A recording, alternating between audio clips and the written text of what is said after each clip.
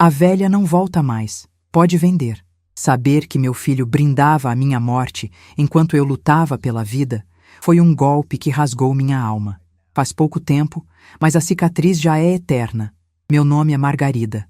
Tenho 69 anos. Esta é a história de como meu retorno do hospital e a visita do meu advogado ensinaram a ele que a herança nunca chega antes do enterro.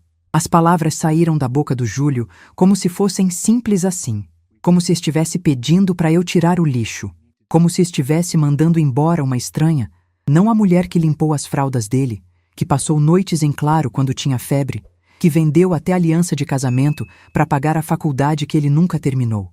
Eu estava em pé na sala da minha própria casa, a casa que comprei tijolo por tijolo com meu salário de professora, cada centavo economizado em 34 anos de trabalho. A casa do bairro Santana, 3 quartos, quintal pequeno com o limoeiro que plantei quando o Júlio nasceu. Aquele chão era meu. Aquelas paredes conheciam cada lágrima minha, cada risada, cada ano de luta depois que meu marido morreu e me deixou sozinha com uma criança de 5 anos para criar. E ali estava ele, meu filho de 45 anos, me mandando sair. Minha primeira reação não foi raiva. Foi um vazio no estômago, como se o chão tivesse sumido debaixo dos meus pés.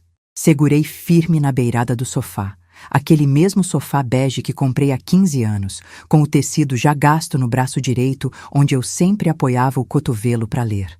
Senti a textura áspera debaixo dos meus dedos. Era real. Aquilo estava mesmo acontecendo. Júlio, o que você está dizendo? Minha voz saiu fraca, trêmula.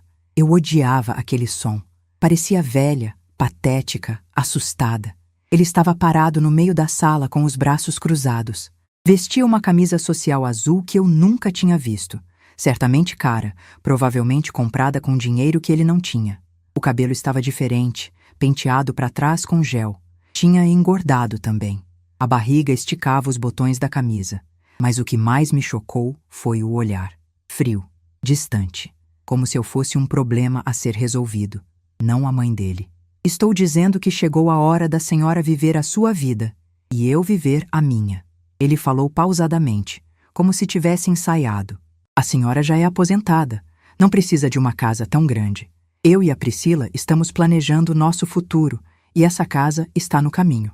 Priscila, claro, ela estava ali também, encostada na parede perto da porta da cozinha, examinando as unhas pintadas de vermelho.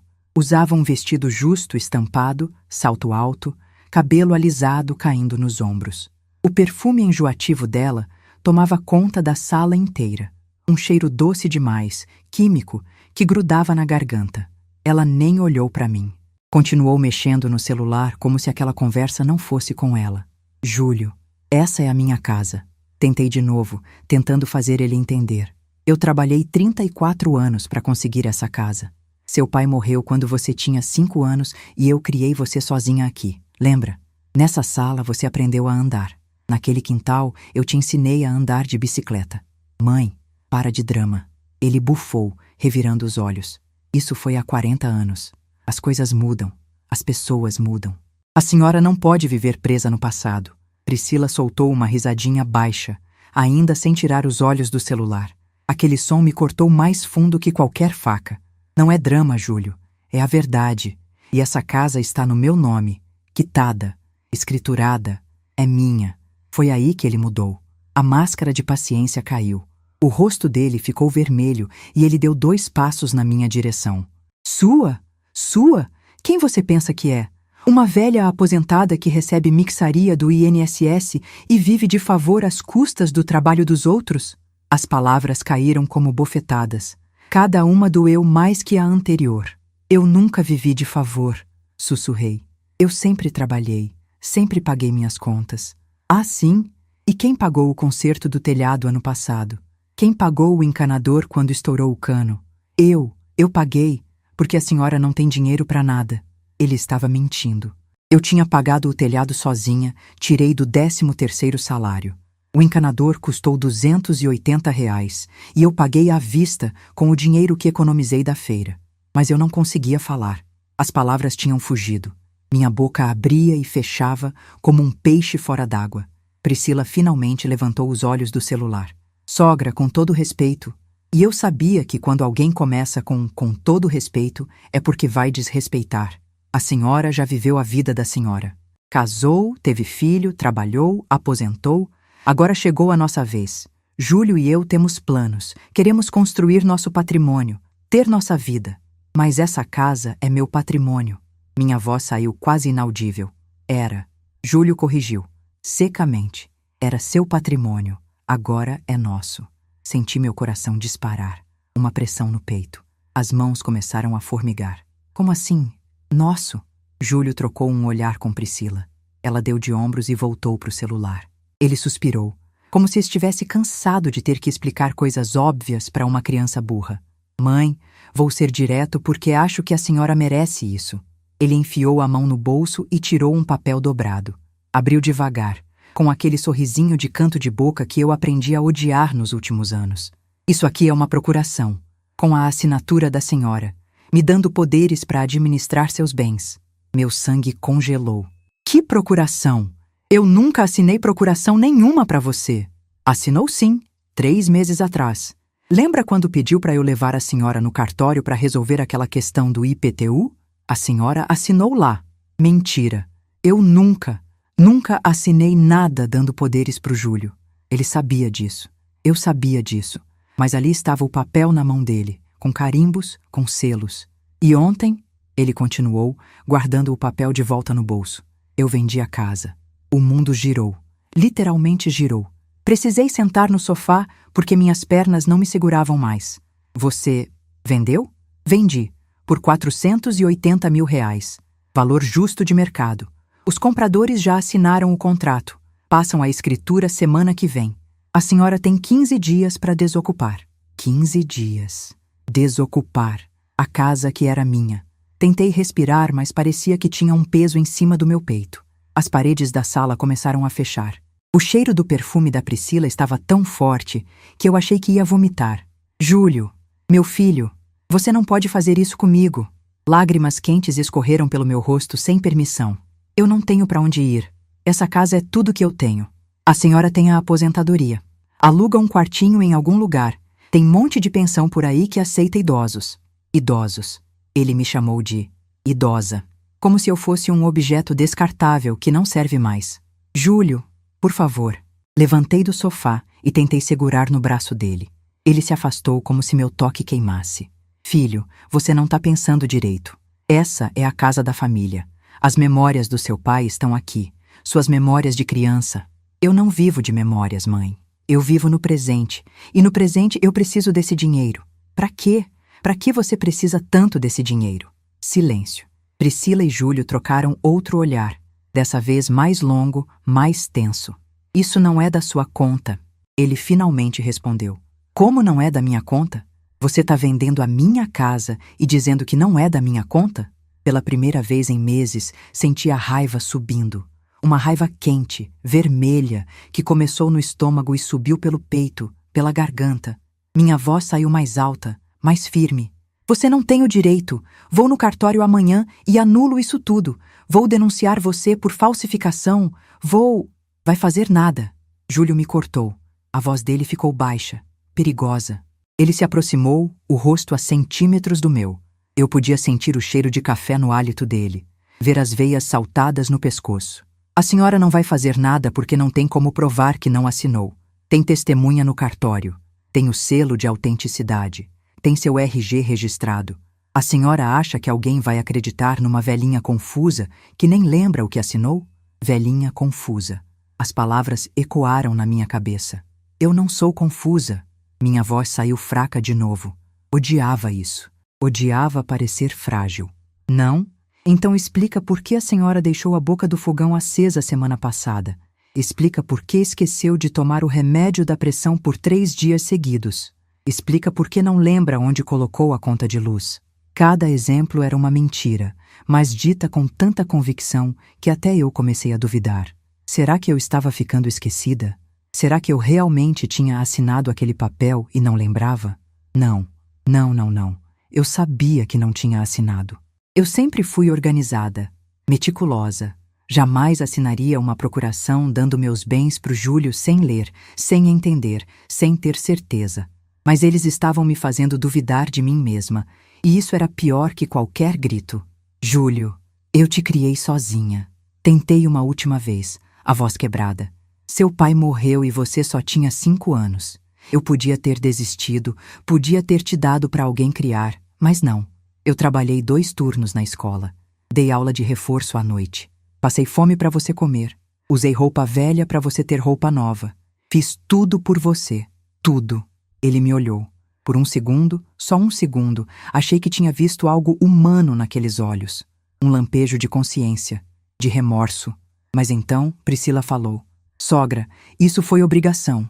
Filho não pede para nascer. A senhora escolheu ser mãe, então tinha que criar. Ninguém deve nada para ninguém por ter feito o que era para fazer. E pronto. Qualquer vestígio de humanidade que ainda existia naquela sala morreu. Júlio voltou a ficar frio. Distante. 15 dias, mãe. Depois disso, os novos donos vão querer a casa vazia. Se a senhora não sair, eles vão pedir reintegração de posse. E aí vai ser a polícia tirando a senhora daqui. A senhora não quer essa humilhação, quer? Não respondi. Não tinha mais o que dizer. Eles saíram. Simplesmente viraram as costas e saíram pela porta da frente. Ouvi o carro ligar lá fora. Aquele carro importado que o Júlio tinha comprado, sabe-se lá com que dinheiro. Ouvi o som do motor se afastando pela rua, e então ficou só o silêncio. O silêncio pesado de uma casa que sempre foi cheia de vida e agora parecia um túmulo. Sentei no sofá de novo. Dessa vez não chorei. Fiquei olhando para a parede em branco, sem pensar em nada, sentindo nada além de um vazio enorme no peito. Na cozinha, a geladeira zumbiu. O relógio da parede fazia tic-tac. Lá fora, um cachorro latiu. A vida continuava. O mundo continuava girando. Mas alguma coisa dentro de mim tinha morrido naquela sala.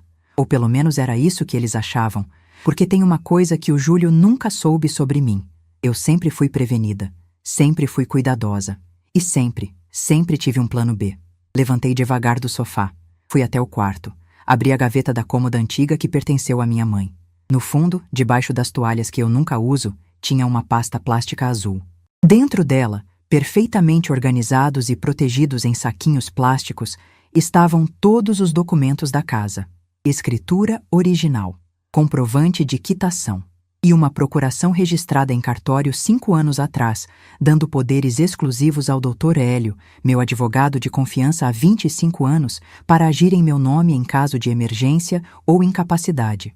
Uma procuração que o Júlio não sabia que existia. Peguei o celular e disquei o número que conhecia de cor. Dr. Hélio, é a Margarida. Preciso falar com o senhor. É urgente. Minha voz não tremeu dessa vez. Mas antes de eu continuar contando o que aconteceu depois, me diz uma coisa. Se fosse você no meu lugar, você teria ligado para o advogado? Ou teria desistido de tudo? Deixa sua opinião nos comentários. Agora vem comigo que a história tá só começando. Dr. Hélio atendeu no segundo toque. Margarida, que surpresa! Como está, minha querida? A voz dele era calorosa, paternal. Ele tinha 68 anos, quase minha idade, e nos conhecíamos desde que meu marido faleceu.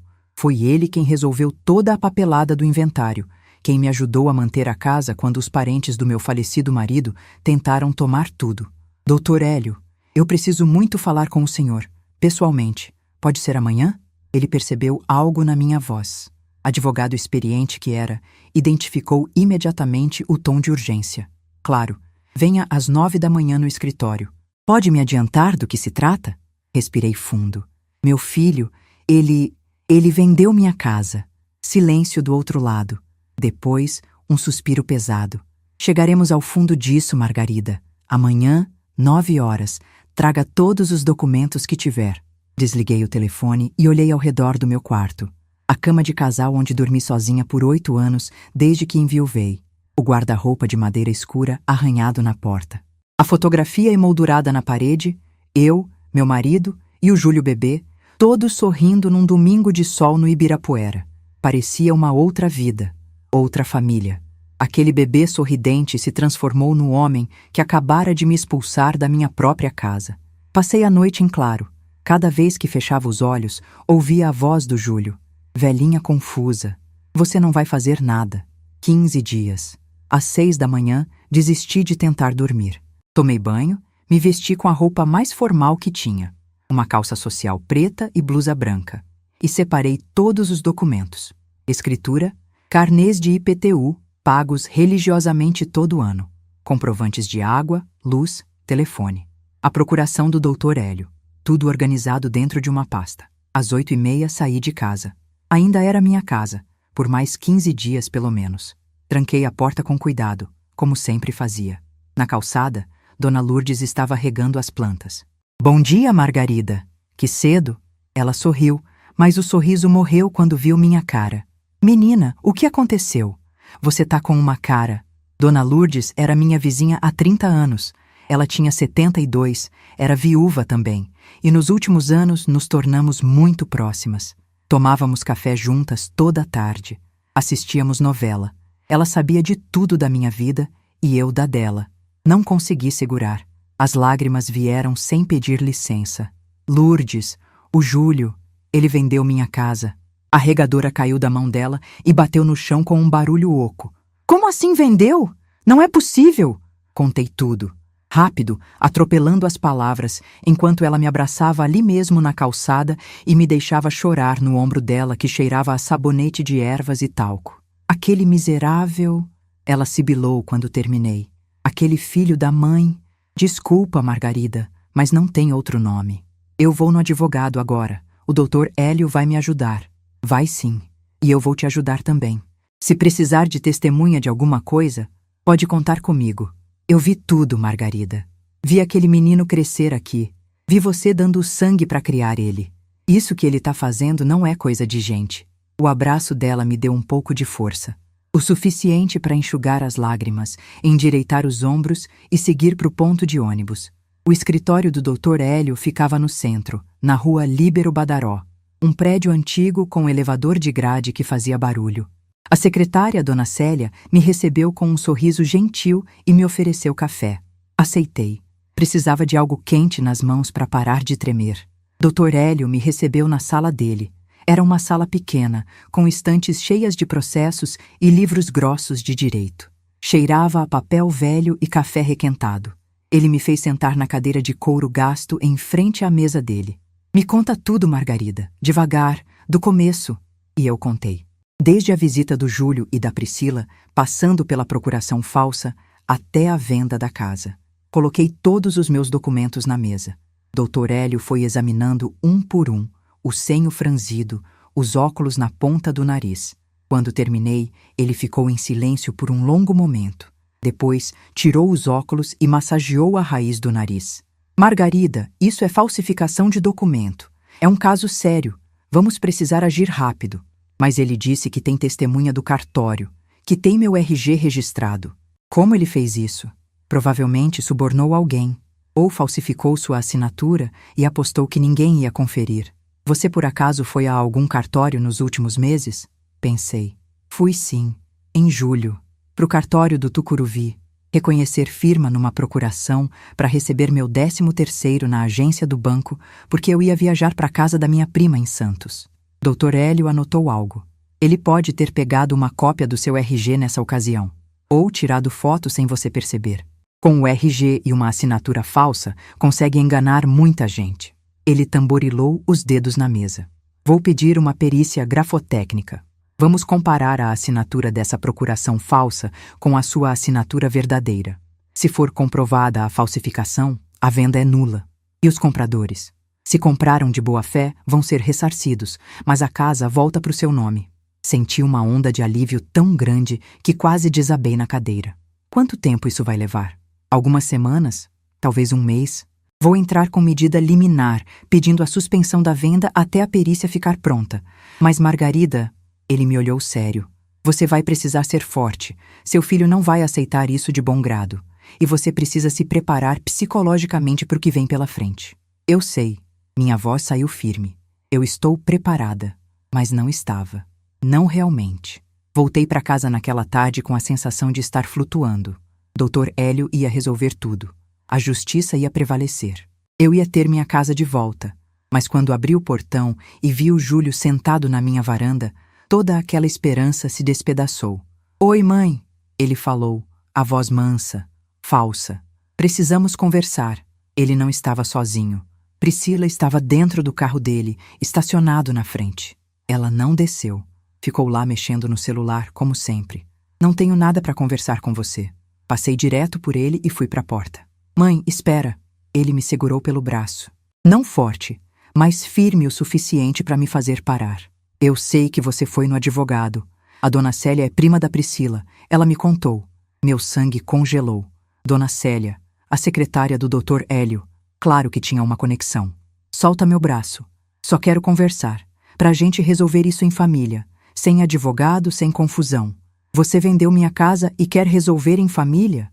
Minha voz subiu. Você é louco, Júlio? Não sou louco. Sou realista. Mãe, eu preciso desse dinheiro. Preciso muito. E a senhora não precisa dessa casa.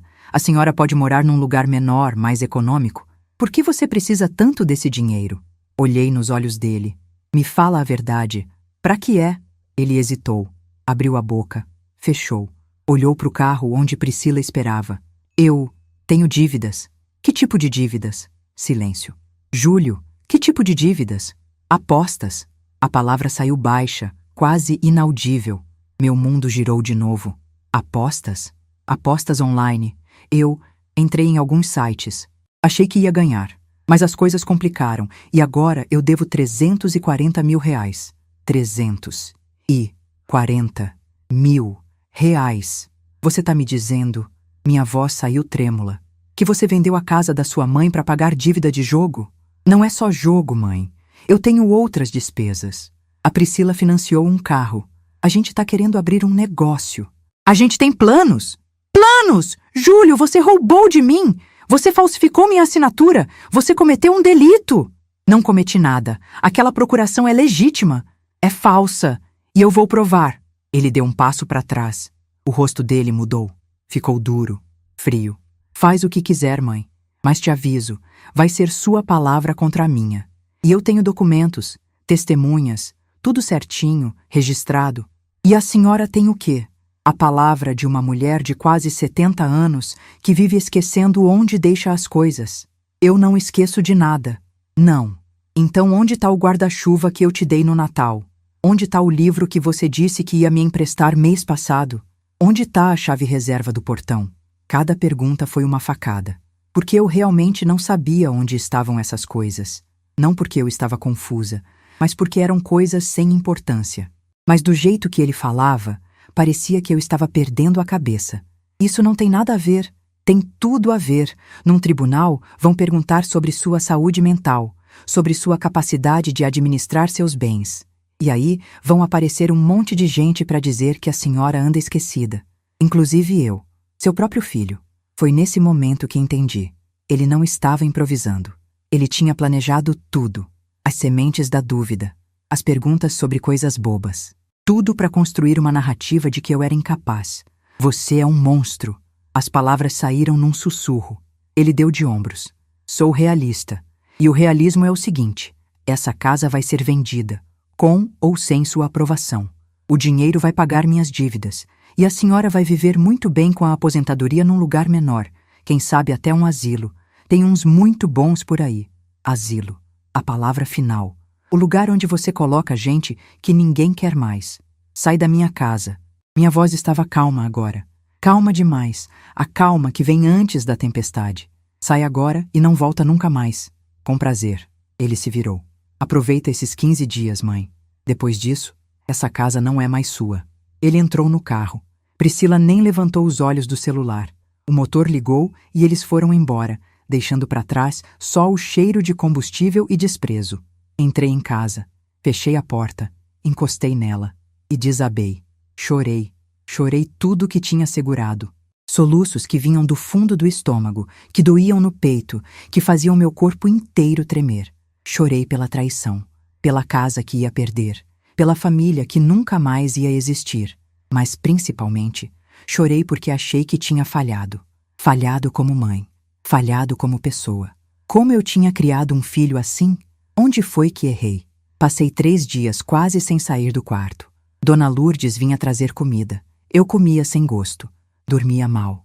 Acordava no meio da noite com o coração disparado, suando frio, com as palavras do Júlio ecoando na cabeça. No 4º dia, Dr. Hélio ligou. Margarida, consegui a perícia.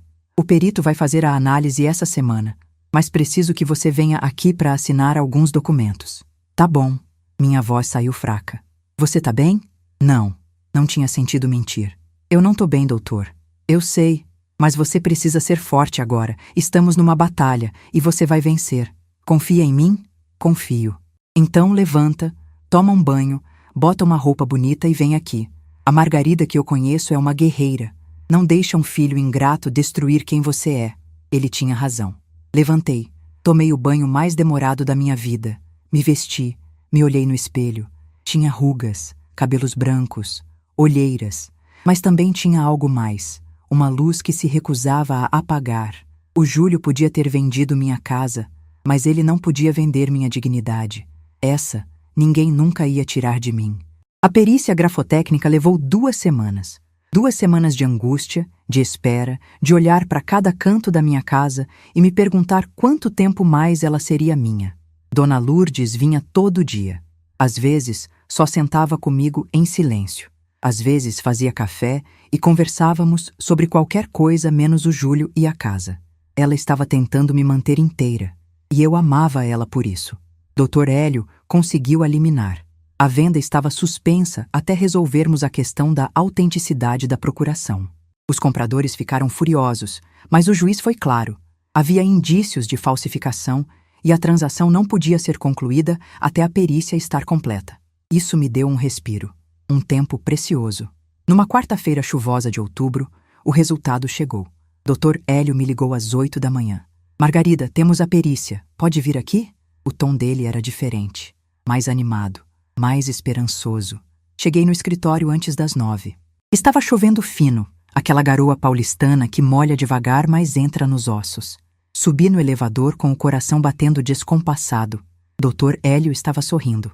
Pela primeira vez em semanas, ele estava realmente sorrindo. Margarida, senta. Você precisa ler isso. Ele me entregou um documento de 15 páginas. Laudo pericial grafotécnico. Li a primeira página, depois a segunda. Quando cheguei na conclusão, tive que ler 3 vezes para acreditar.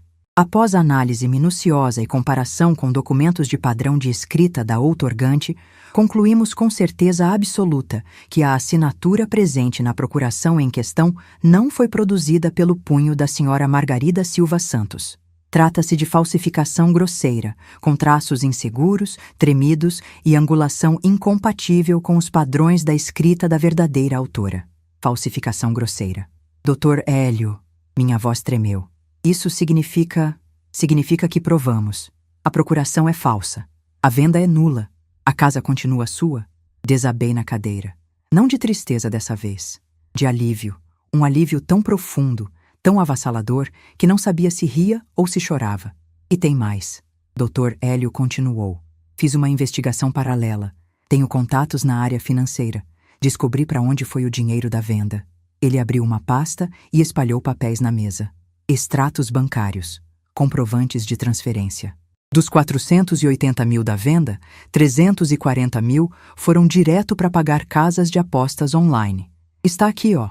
Transferências para empresas de betting, sites de cassino, plataformas de pôquer. Meu estômago revirou vendo aqueles números. 340 mil. Jogados fora. Literalmente jogados fora. Mais 70 mil foram usados como entrada de um carro importado que a Priscila financiou. Um BMW 0. Está aqui o contrato de financiamento. Ele apontou para o documento. E os 70 mil restantes sumiram. Provavelmente gastos em menos de uma semana em restaurantes caros, roupas, viagens. Olhei os comprovantes. Restaurantes nos Jardins. 5 mil reais numa noite. Lojas de grife. 8 mil em roupas. Um resort em Alagoas. 15 mil por 5 dias. Eles queimaram 480 mil reais em menos de um mês. Falei baixinho, ainda sem acreditar. Exato. E tem mais uma coisa. Dr. Hélio pegou outro papel. Descobri que tem um agiota cobrando do Júlio. Um tal de Marcelão. Ele devia para casas de aposta, não conseguiu pagar, pegou dinheiro com o agiota para cobrir. Agora o agiota tá na cola dele. Está aqui, ó, print de conversa de WhatsApp que consegui através de uma fonte. Li as mensagens. Eram aterrorizantes. Júlio, você tem 48 horas para me pagar os 60 mil ou eu apareço na sua casa. Marcelão, por favor, já paguei 50 mil, só faltam 10. 60 com os juros, não inventa, 48 horas. 60 mil, além dos 340 que ele já devia. Meu filho estava afundado em dívidas e tinha tentado me arrastar para o buraco junto com ele. O que eu faço agora, doutor? Perguntei. Agora, minha querida, você decide. Podemos entrar com ação criminal contra ele.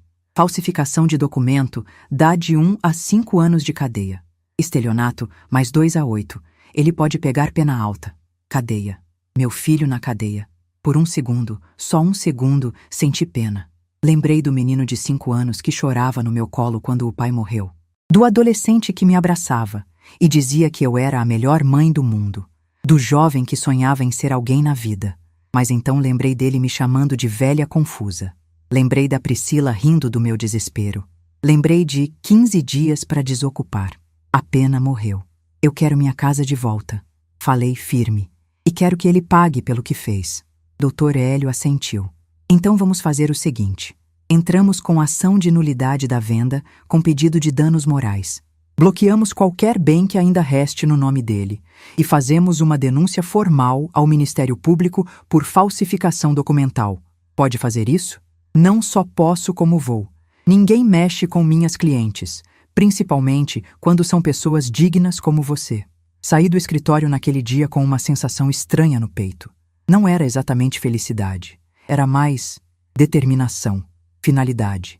Eu ia lutar e ia vencer. Mas o universo ainda tinha uma carta na manga. 2 dias depois, numa sexta à tarde, eu estava na cozinha preparando um bolo de cenoura. Precisava manter as mãos ocupadas para não enlouquecer, quando meu celular apitou. Mensagem de WhatsApp. Número desconhecido. Abri. Era um áudio. Hesitei. Áudio de desconhecido geralmente não é coisa boa, mas algo me fez apertar o play. A voz que saiu do celular me congelou. Era a Priscila. Não acredito que funcionou, amor. 480 mil. Você viu a cara da velha? Parecia que ia morrer ali mesmo, ha ha ha. A voz do Júlio respondeu, rindo também. Eu disse que ia funcionar. A procuração falsa foi perfeita. O cara do cartório que eu paguei fez um trabalho perfeito. E ela realmente acreditou? Ela é boba. Sempre foi. Viveu a vida inteira cuidando dos outros. Nunca aprendeu a se cuidar. Foi fácil. Minha mão tremeu tanto que quase deixei o celular cair. E se ela for atrás de advogado? Vai fazer o quê? Eu tenho o documento registrado. Ela não tem como provar nada. E mesmo que prove, o dinheiro já foi. Já pagamos as dívidas, compramos o carro, ela vai ter que engolir. Seu mãe vai ficar na rua, Júlio. Ela que se vire. Tem a aposentadoria. Sobrevive. Eles riram. Os dois riram. O áudio acabou. Fiquei parada no meio da cozinha, o celular na mão, o corpo inteiro tremendo. Uma segunda mensagem chegou. Texto dessa vez. Sou amiga de uma pessoa que conhece seu filho. Achei que a senhora precisava ouvir isso. Recebi esse áudio sem querer num grupo e reconheci do que estavam falando. Me desculpe ter que mostrar isso para a senhora. Força. Não respondi. Não conseguia. Só salvei o áudio e enviei imediatamente para o Dr. Hélio com a mensagem. Urgente. Ouça isso. Ele me ligou 10 minutos depois. Margarida, isso é ouro. Confissão espontânea dos dois. Admitindo falsificação, admitindo que subornou o funcionário do cartório, admitindo intenção de lesar. Isso muda tudo. Pode usar como prova? Pode e vou. Isso sozinho já é suficiente para anular a venda e ainda processar criminalmente os dois. Sentei na cadeira da cozinha. O bolo de cenoura estava pela metade, esquecido. Eu tinha a prova. A confissão. Tudo gravado, cristalino, inquestionável. Eles tinham cavado a própria cova. Dr. Hélio. Falei, e pela primeira vez em semanas, minha voz saiu absolutamente firme. Eu quero reunir todo mundo. Júlio, Priscila, os compradores da casa, todo mundo. Quero um confronto. Quero colocar tudo na mesa e mostrar para eles o que eu tenho. Tem certeza? Vai ser pesado. Tenho certeza. Marquei uma reunião daqui uma semana, no seu escritório. E não aceito não como resposta. Margarida, você virou outra pessoa. Não, doutor. Eu só lembrei quem sempre fui. Uma mulher que não deixa passarem por cima dela. Desliguei o telefone. Olhei pela janela da cozinha. Lá fora, O sol estava se pondo. O céu tinha aquela cor laranja avermelhada que eu sempre amei. O limoeiro no quintal estava cheio de frutos maduros. Tudo aquilo era meu, e ia continuar sendo. Júlio e Priscila tinham feito a jogada errada. Tinham subestimado a velha professora aposentada. Acharam que eu ia aceitar quieta, que ia desaparecer sem fazer barulho. Mas eu não era o tipo de mulher que desaparece. Eu era o tipo que volta. E quando volta, volta com vingança. Passei aquela semana me preparando. Não fisicamente. O Dr. Hélio cuidaria de toda a parte legal. Me preparei emocionalmente, mentalmente. Ensaiei o que ia dizer, como ia dizer. Pratiquei na frente do espelho até minha voz não tremer mais. Dona Lourdes percebeu a mudança. Margarida, você tá diferente. Ela falou numa tarde enquanto tomávamos café na minha cozinha. Diferente como? Mais forte, com aquele brilho no olho de quem tem um trunfo na manga. Sorri.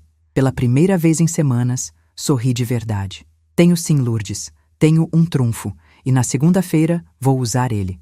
Posso perguntar o que é? Pode, mas só vou contar depois. Quando tudo estiver resolvido. Aí a gente comemora com um bolo e um café bem gostoso. Ela apertou minha mão por cima da mesa. Eu sempre soube que você era forte, menina. Desde o dia que conheci você, 30 anos atrás, carregando mudança sozinha porque não tinha ninguém para ajudar. Você sempre foi uma leoa. Só tinha esquecido disso por um tempo. Não esqueci, Lourdes. Só estava descansando. Mas agora acordei, e acordei com fome. Na noite de domingo, véspera da reunião, não consegui dormir. Fiquei deitada, olhando para o teto, o coração acelerado. Não de medo, de antecipação. Amanhã seria o dia. O dia em que a velha confusa, a coitadinha, a mãe descartável, mostraria suas garras. E quando uma leoa mostra suas garras, todo mundo sai correndo, ou sangra tentando enfrentá-la. Segunda-feira, 9 da manhã. Acordei às 6. Tomei banho demorado, deixando a água quente relaxar cada músculo tenso. Escolhi minha roupa com cuidado. Calça social cinza, blusa branca de botão, o blazer preto que comprei há anos e só usava em ocasiões especiais. Prendi o cabelo num coque baixo, firme. Passei um batom discreto. Olhei no espelho. A mulher que me olhava de volta não era mais a que tinha sido expulsa da própria sala há algumas semanas. Era alguém mais forte, mais determinada. Os olhos tinham um brilho diferente. Não de tristeza, mas de propósito. Dona Lourdes bateu na minha porta às 8. Vim te fazer companhia até você sair. Ela entrou trazendo um termos de café fresco. E vim trazer isso aqui. Ela me entregou um envelope. O que é? Abre. Abri. Dentro tinha fotos. Fotos da frente da minha casa. Em uma delas, o Júlio estava na varanda conversando com um homem de terno, provavelmente o corretor. Em outra, ele estava abrindo o portão para um casal entrar, os compradores.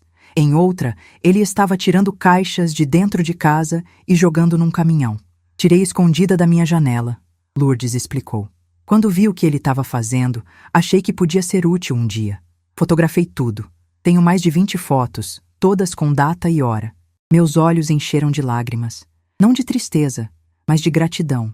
Lourdes, você é... Sou sua amiga, e amigas se protegem. Ela me abraçou apertado. Agora vai lá e acaba com eles. Cheguei no escritório do Dr. Hélio às 9h15. A sala de reuniões estava preparada. Uma mesa comprida de madeira escura, cadeiras de couro ao redor. O doutor Hélio estava lá, arrumando pastas e documentos com a ajuda de Dona Célia, que depois de descobrirmos a conexão dela com a Priscila, foi advertida severamente e agora estava colaborando completamente conosco, com medo de perder o emprego. Está pronta? Dr. Hélio perguntou. Mais do que nunca. Os compradores chegam às 9h30, seu filho e a nora às 10. Perfeito. Às 9h30 em ponto, o casal de compradores chegou. Mário e Cláudia.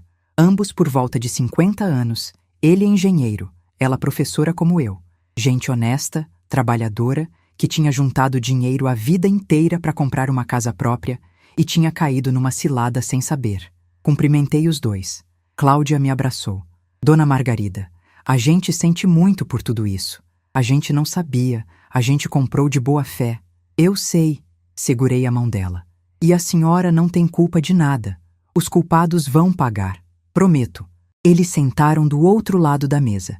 Dr. Hélio se posicionou na cabeceira. Eu sentei ao lado dele. As pastas estavam todas empilhadas na nossa frente, cada uma etiquetada: laudo pericial, extratos bancários, áudio confissão, fotos, testemunha vizinha. Às 10h05, ouvi vozes no corredor. A porta se abriu. Júlio entrou primeiro. Parou quando me viu. Os olhos dele se arregalaram, mas ele rapidamente recompôs a expressão. Entrou com aquela postura de quem está no controle, ombros para trás, queixo erguido. Vestia terno azul marinho, sapato social brilhante, cabelo penteado com gel. Priscila veio atrás. Salto alto vermelho, vestido justo preto, bolsa de marca pendurada no ombro. Ela também parou ao me ver, mas diferente do Júlio, não disfarçou o desprezo. Revirou os olhos e foi sentar. Bom, já que estamos todos aqui, Dr. Hélio começou. Espera aí. Júlio me cortou, olhando para mim. Que palhaçada é essa, mãe? Para que essa reunião? Não respondi. Apenas o encarei. Firme, silenciosa. Ele ficou incomodado. Desviou o olhar. Dr. Hélio continuou. Estamos aqui para resolver a situação da suposta venda do imóvel da Rua das Camélias, número 412, Santana, São Paulo. Suposta porque, como demonstrarei agora, tal venda é absolutamente nula. Como assim nula? Júlio se empertigou na cadeira. Eu tenho procuração. Está tudo registrado. Tenho uma procuração, sim, doutor. Hélio abriu a primeira pasta. Uma procuração falsa. Ele colocou o laudo pericial no centro da mesa. Laudo pericial grafotécnico, 15 páginas. Conclusão na última. A assinatura presente na procuração não é da dona Margarida. É uma falsificação grosseira. Júlio ficou pálido. Priscila largou o celular. Isso é mentira. Júlio gaguejou. Aquela assinatura é legítima. Não é. Minha voz saiu firme. Foi a primeira coisa que falei desde que eles entraram. E você sabe disso. Mãe, a senhora está sendo manipulada por esse advogado. Ele quer seu dinheiro. Meu dinheiro? Dei uma risada seca. Júlio, você vendeu minha casa. Que dinheiro eu tenho? Dr. Hélio continuou implacável. Além da perícia, temos outras evidências. Ele abriu a segunda pasta. Extratos bancários mostrando para onde foi o dinheiro da venda. Espalhou os papéis na mesa. Mário e Cláudia se inclinaram para ver. Seus rostos foram mudando conforme liam. 340 mil reais em casas de apostas online. Dr. Hélio apontou. 70 mil de entrada num BMW financiado pela Priscila. 50 mil em gastos diversos, restaurantes, roupas de grife, viagem para resort. Isso não prova nada. Júlio estava suando agora. É meu dinheiro. Faço o que quero com ele. Não é seu dinheiro. Minha voz estava calma. Calma demais. É o dinheiro da minha casa que você vendeu com uma procuração falsa. Ela assinou. Ela não lembra, mas assinou. Foi aí que joguei meu trunfo. Eu nunca assinei nada para você, Júlio. Mas você confessou que falsificou. Silêncio absoluto. Do que você tá falando? Peguei meu celular. Abri o áudio. Coloquei no viva voz no centro da mesa. Não acredito que funcionou, amor. 480 mil. Você viu a cara da velha? Parecia que ia morrer ali mesmo. Ha, ha, ha. A voz da Priscila encheu a sala. Júlio ficou branco como papel. Eu disse que ia funcionar. A procuração falsa foi perfeita. O cara do cartório que eu paguei fez um trabalho perfeito. Os olhos do Júlio se arregalaram. E ela realmente acreditou? Ela é boba. Sempre foi. Viveu a vida inteira cuidando dos outros. Nunca aprendeu a se cuidar. Foi fácil. Parei o áudio. O silêncio na sala era ensurdecedor. Mário e Cláudia estavam boquiabertos. Dr. Hélio estava com um pequeno sorriso no canto da boca. Júlio e Priscila pareciam estátuas. Isso... Júlio tentou falar, mas não conseguiu. É a sua voz. Completei por ele. Admitindo que falsificou a procuração, que subornou funcionário de cartório, que me enganou deliberadamente. Onde você conseguiu isso? Priscila finalmente falou, a voz esganiçada. Não importa onde, importa que tenho. E vai ser usado como prova criminal contra vocês dois. Júlio se levantou bruscamente, a cadeira raspando no chão. Você não pode fazer isso. Eu sou seu filho. Você era meu filho. Levantei também, encarando ele. O Júlio que era meu filho morreu. Você é outra pessoa. Alguém que eu não conheço. Alguém que rouba da própria mãe, que falsifica documentos, que ri da minha dor. Mãe, não me chama de mãe! Minha voz ecoou na sala. Nunca tinha gritado assim na vida. Você perdeu esse direito quando me expulsou da minha própria casa, quando me chamou de velha confusa, quando riu enquanto me destruía.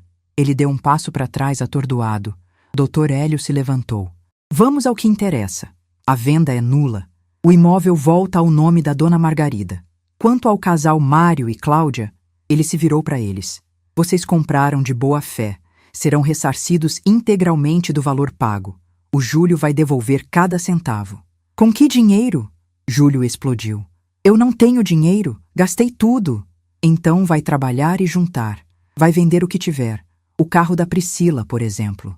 Não, Priscila gritou. O carro é meu. O carro foi comprado com dinheiro de venda fraudulenta. Vai ser apreendido pela justiça e leiloado. O valor vai para o casal. Priscila começou a chorar. Daquele jeito falso, escandaloso, esperando causar pena. Não causou. Além disso, Dr. Hélio continuou. Estou entrando com denúncia criminal por falsificação de documento particular e estelionato. A pena pode chegar a 8 anos de prisão. 8 anos? Júlio gritou. Você tá louco? Não estou. Estou sendo técnico. Você cometeu crime. Crime se paga na cadeia. Mãe, faz alguma coisa. Eu sou seu filho.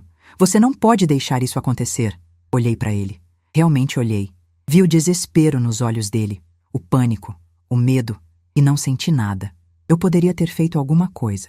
Falei calmamente. Quando você nasceu e seu pai tinha morrido, eu poderia ter te dado para adoção, mas não fiz. Quando você repetiu de ano 3 vezes, eu poderia ter desistido, mas não fiz.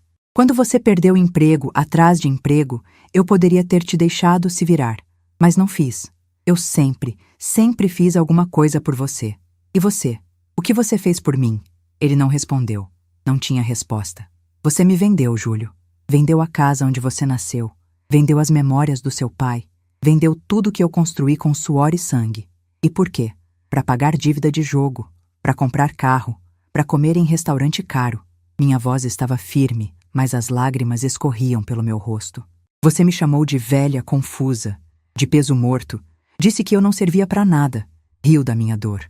E agora quer que eu faça alguma coisa? Agora quer que eu seja sua mãe? Dei um passo na direção dele. Tarde demais, Júlio. Você destruiu a ponte. Não tem mais volta. Ele caiu de joelhos. Literalmente caiu de joelhos na frente de todo mundo. Mãe, por favor, eu errei. Eu sei que errei, mas não me manda pra cadeia. Por favor. Levanta. Minha voz estava gelada. Levanta e para de fazer cena. Eu vou perder tudo. Bem-vindo ao clube. Eu também perdi tudo. Perdi meu filho. Perdi minha família. Perdi a ilusão de que tinha criado alguém decente. Dr. Hélio colocou a mão no meu ombro. Margarida, você não precisa presenciar isso. Pode ir se quiser. Eu termino aqui. Assenti. Peguei minha bolsa. Passei pelo Júlio, que ainda estava de joelhos. Ele tentou segurar na minha perna. Mãe, dei um passo para trás, me afastando do toque dele. Adeus, Júlio. Saí da sala sem olhar para trás. No corredor, encostei na parede e respirei fundo. Meu corpo inteiro tremia. Mas não era de fraqueza. Era adrenalina. Era alívio. Era justiça finalmente sendo feita. Dona Célia apareceu com um copo d'água. Dona Margarida, está bem? Estou. Aceitei a água. Estou melhor do que estive em meses. 15 minutos depois, Dr. Hélio saiu da sala. Acabou. Ele assinou confissão de dívida, compromisso de ressarcir o casal. A Priscila vai devolver o carro e a denúncia criminal segue. Se ele pagar tudo e se comprometer a tratamento para vício em jogos, podemos negociar para não seguir com a ação penal. Mas isso só se ele provar que mudou. E a casa? Volta para o seu nome essa semana. Liminar já foi expedida. Respirei fundo. Doutor, obrigada. Por tudo. Não me agradeça. Você lutou. Você venceu. Eu só te dei as ferramentas. A coragem foi toda sua. Saí do escritório naquela tarde com a sensação de estar flutuando. O sol estava forte. O céu azul sem nuvens. São Paulo barulhenta e caótica ao meu redor. Mas pela primeira vez em semanas eu sorria. Sorria de verdade. A velha confusa tinha vencido. 3 semanas depois daquela reunião, a escritura da casa voltou para o meu nome. Fui no cartório pessoalmente buscar o documento. Segurei aquele papel nas mãos e chorei. Mas dessa vez eram lágrimas de alegria, de vitória, de recomeço. O casal Mário e Cláudia foi ressarcido. O carro da Priscila foi apreendido e leiloado. O valor cobriu parte do que eles tinham pago. O restante, Júlio teve que tirar do bolso. Vendeu tudo que tinha de valor. Relógio, computador, até a aliança de casamento. Ficou devendo ainda R$80 mil, que seria pago em prestações mensais de 2 mil.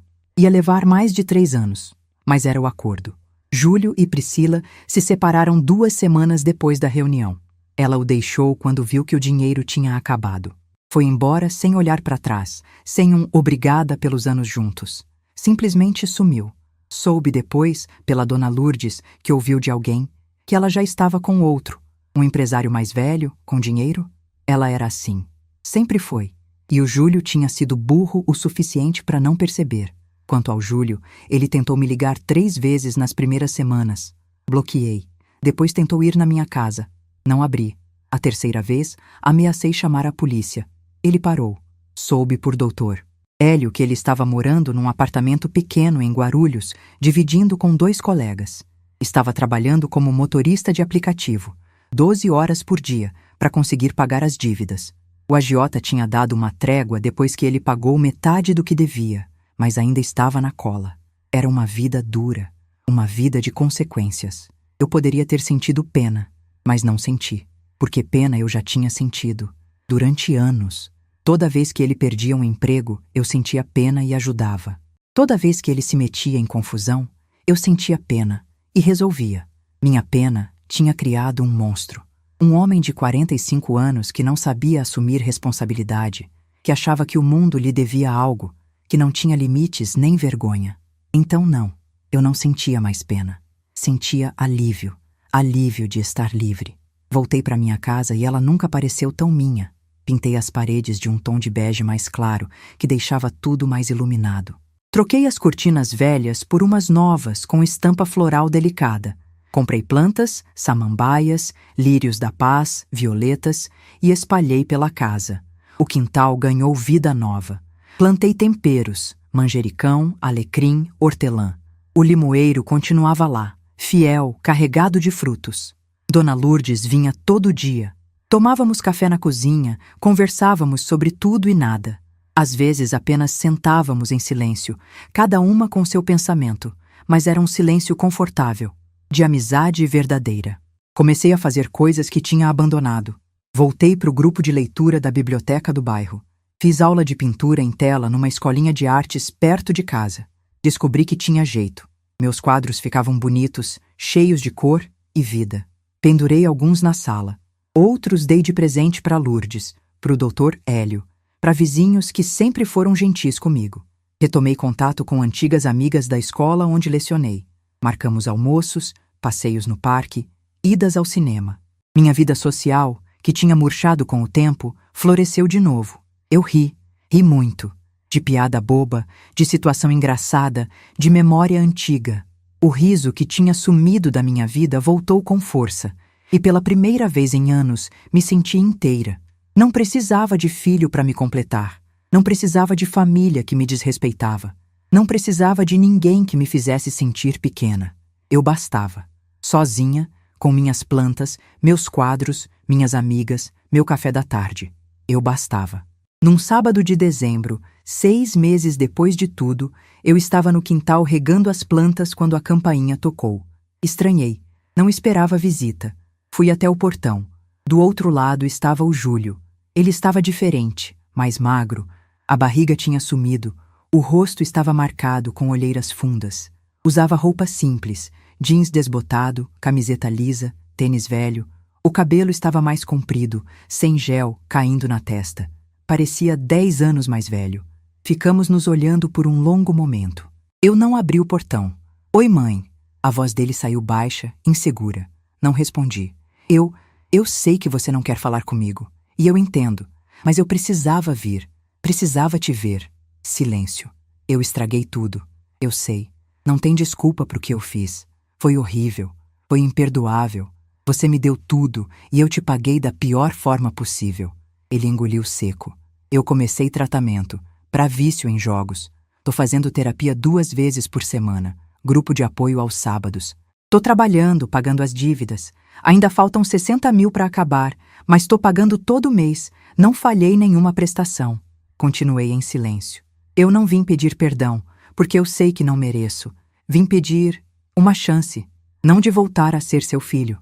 Isso eu sei que perdi, mas uma chance de mostrar que eu posso mudar, que eu posso ser melhor. Olhei nos olhos dele, vi arrependimento genuíno, vi dor, vi vergonha, mas também vi o homem que tinha me vendido, que tinha rido da minha dor, que tinha me chamado de velha confusa, e algo dentro de mim permaneceu frio. Júlio, falei finalmente, eu não te odeio, não desejo seu mal. Espero sinceramente que você melhore, que se trate, que construa uma vida decente. Ele se animou.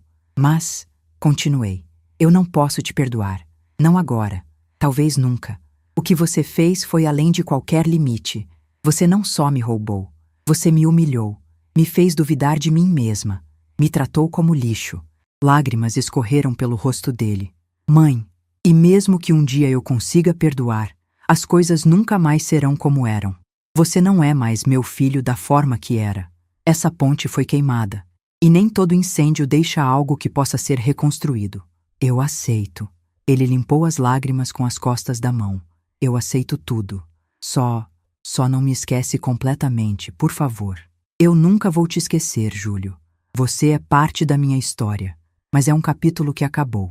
Você precisa viver sua vida e eu preciso viver a minha. Separados. Ele assentiu, derrotado. Tá bom, eu vou indo. Virou-se para sair. Júlio, ele se virou. Cuida da sua saúde. Continua o tratamento. Se afasta de gente ruim. Constrói algo de verdade. Talvez assim, um dia lá na frente, quando eu estiver pronta, a gente possa ter uma conversa. Mas não prometo nada.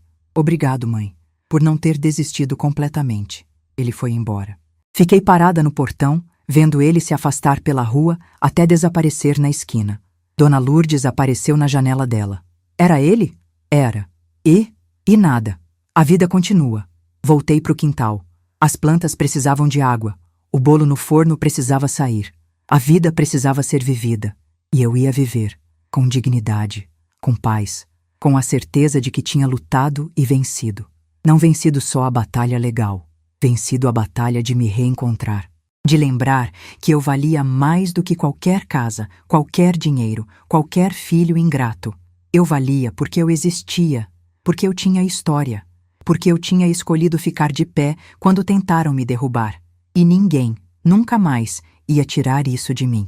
Mensagem final para você que está me ouvindo. Se você chegou até aqui, obrigada por ter escutado minha história. Eu não contei ela para receber pena. Contei para mostrar que não importa quantos anos você tem, não importa quem te traiu, não importa o quanto tentaram te destruir, você pode se levantar. A dignidade não mora nas coisas que você tem, mora em quem você é, e ninguém pode tirar isso de você, a menos que você permita. Então não permita. Levante, lute, reconstrua e nunca, nunca deixe ninguém te fazer esquecer o quanto você vale. Um abraço forte de quem sobreviveu para contar a história. Margarida. E você que está assistindo, me conta nos comentários. Você teria feito o mesmo que eu? Teria perdoado ou seguido em frente? Sua opinião é muito importante para mim. E se você conhece alguém que precisa ouvir essa história, compartilha com essa pessoa. Às vezes a gente precisa saber que não está sozinho na luta. Se inscreva no canal para mais histórias de vida real e clique na próxima história que está passando na tela agora. Até a próxima!